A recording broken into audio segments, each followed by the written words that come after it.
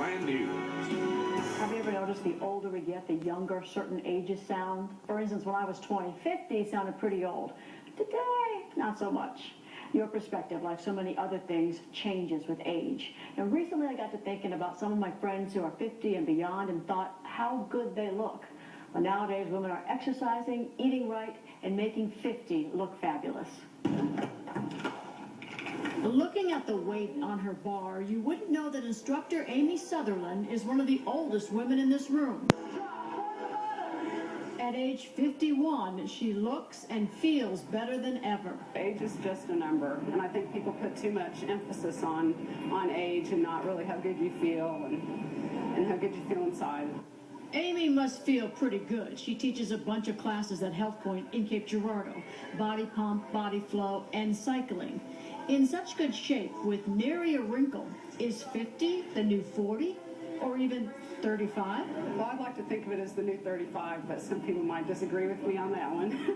She's a monster. She teaches so many classes and is in such good shape. It's definitely an inspiration.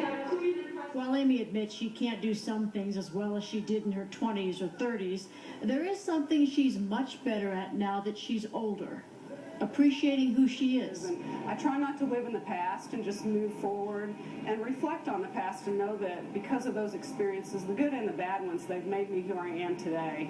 Exercise is one way to keep that youthful appearance and attitude. Another way is to hang out with people younger than you, faster and shorter. Works for Marilyn McFerrin. Hi, Angel. How you doing?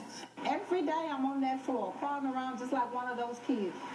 Maybe all that crawling around is the secret to feeling and looking young. Marilyn is 55. Every day at 6:30 in the morning, she opens the door to her daycare on Independence Street in Cape Girardeau and doesn't close until 10 o'clock at night.